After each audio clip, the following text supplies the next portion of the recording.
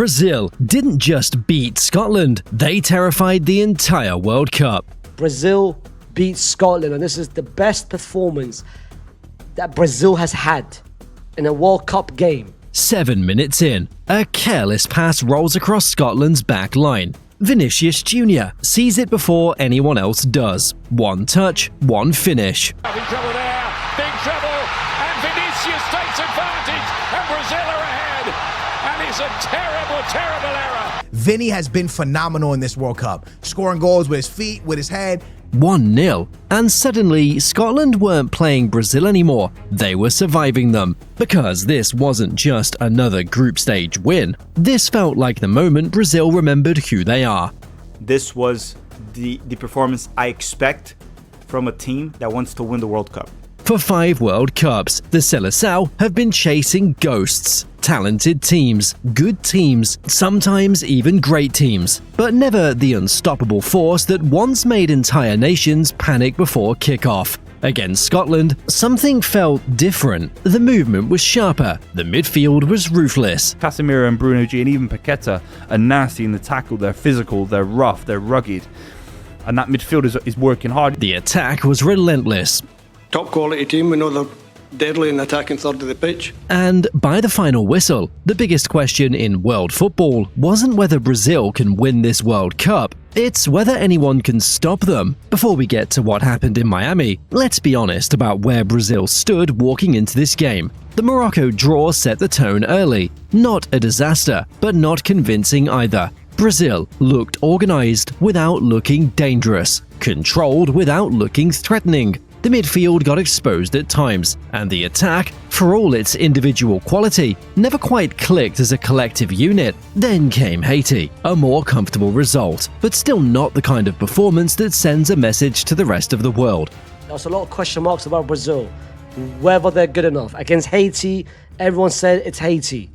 Cautious optimism, not genuine fear. That was the feeling around this squad. And a lot of that came back to one question that has followed Vinícius Jr throughout his entire international career. He arrived at this tournament having scored fewer than 10 goals across more than 60 appearances for Brazil. Think about that for a second. One of the most terrifying attackers on the planet at club level. A player who has torn apart the best defenses in European football for years. And he'd barely registered for his country. The Copa America didn't deliver. Talking about the 10 players facing the most pressure to deliver this World Cup, Vinny ranked in the top 5 for a reason.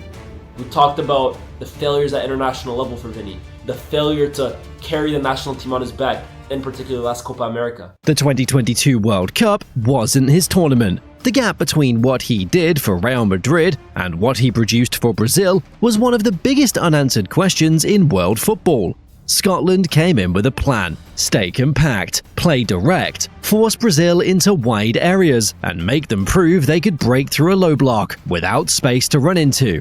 Steve Clarke set up his team to frustrate, to absorb, to make Brazil earn every centimetre of the pitch, and for 6 minutes and 59 seconds, it was working.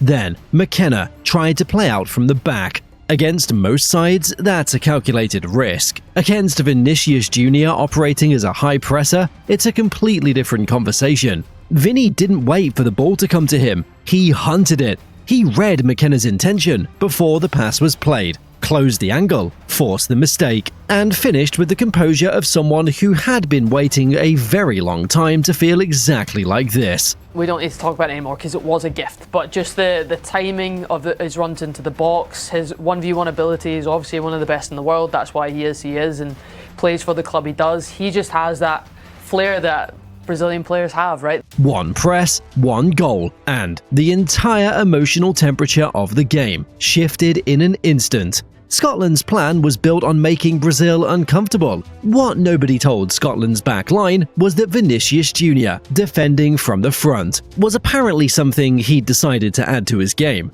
The one knock on him, the one thing every pundit repeated, every analyst questioned, every opponent banked on, was that he didn't track back, he didn't press, he saved his energy for attacking moments, and then he went and initiated the opening goal of the game by doing exactly that. One thing we've all been saying is Vinny doesn't defend.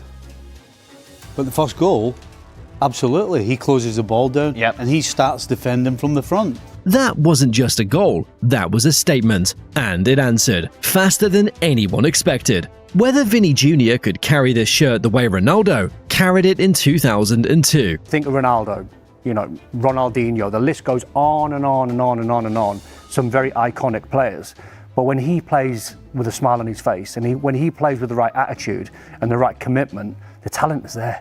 So, let's break down what a 9.3 SofaScore rating actually looks like in real terms, because numbers on a screen don't always tell you what you actually watched. 2 goals, 8 total attempts, over 3 expected goals generated, 5 successful dribbles from 7 attempts, more than 100 meters of progressive carries. Those are the numbers. The performance was even more complete than that suggests. Vinícius Jr. was relentless. Vinícius Jr. tracked, he pressed, he finished well. He probably should have had a hat-trick, you can definitely argue that. He put Scotland to the sword today. Here's where the 2002 parallel becomes impossible to ignore. In Saitama and Yokohama, defenders knew exactly where Ronaldo was going on every single run. They'd prepared for him all week. They'd seen every highlight, studied every finish, and it didn't matter. He accelerated past them anyway, because knowing what's coming and stopping it are 2 completely different things. Scotland's centre-backs had that same look on their faces every time Vinicius picked up the ball in Miami. Frozen, half a step behind, already beaten before the duel even started. What made this performance genuinely frightening wasn't just the goals, it was the variety. One moment, he's stretching Scotland's defensive line vertically, dragging centre-backs toward the byline and creating gaps through the middle. The next, he's drifted inside, occupying a second striker position, arriving into spaces Scotland weren't tracking. When they tried to double-team him, he didn't force it. He released quickly, found a runner, and attacked the space again before the defensive shape could reset. You can't game plan for a player like that because there isn't one thing to stop. But this Brazil performance wasn't a one-man show. And that's the part of the story that keeps getting lost under the weight of Vinny's highlights. Bruno Guimarães was sensational. 2 assists, 3 key passes, over 80% passing accuracy throughout the entire match. The Newcastle midfielder controlled the tempo of this game in a way that made Scotland's midfield look completely overmatched. Every dangerous Brazil sequence ran through him. Every transition felt deliberate. He made the right decision quickly, recycled possession under pressure, and when Scotland tried to break forward, he covered ground and killed the move before it developed. This was arguably his best performance of the tournament, and it was barely mentioned. I watched him yesterday, and the way he plays the game and the pitches that he sees, I think he's an incredible player. Alongside him, Casemiro played for 65 minutes and did what elite defensive midfielders do when everything clicks. 11 defensive actions, 94% passing accuracy. Every time Scotland built even the smallest amount of momentum, he appeared and extinguished it immediately. No fuss, no drama, just control. And that control is what gave Vinícius and Cunha the freedom to take risks going forward. Matheus Cunha added the third dimension. Cunha's brilliance across this tournament cannot be understated after the stuttering start of the number 9 department in terms of Thiago. A goal, 5 shots, every dribble completed, and constant defensive pressing that forced Scotland's defenders into rush decisions. The versatility of Cunha to perform, to cover space without the ball, to be in position to receive a pass between the lines. When your striker is pressuring the opposition centre-backs and your wide forward is hunting the ball from defenders trying to play out, the opposition has nowhere to breathe. Brazil stopped being a collection of talented individuals. Against Scotland, they looked like a team with a system, a plan, and the players to execute it.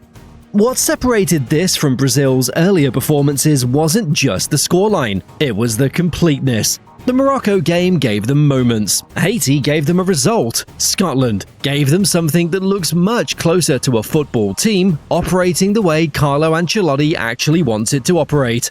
aggressive without the ball, purposeful with it, and psychologically dominant from the first whistle to the last. For the very first time in this World Cup, they actually looked good. I didn't think Brazil looked good against Haiti, especially in the second half. The first half was okay.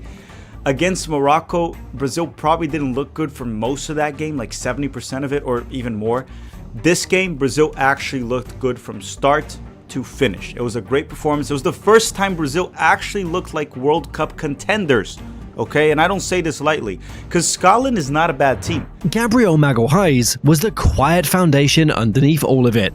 Every aerial duel won. Every ground challenge won. 96% passing accuracy from a centre-back in a high-stakes group game. Scotland couldn't sustain a single threatening sequence against him. Every time they worked the ball into a promising area, Magalhaes was already there. Not reactive, positioned. That's a different level of reading. And it's exactly what knockout football demands from a back line. So, how did they get here? Because this squad didn't start the tournament looking like this. The Morocco draw revealed vulnerabilities. The midfield looked exposed. Overall, wasn't a good performance, and the balance of the team wasn't right. The middle never got the control of the game, and we know how important is the midfield for the team.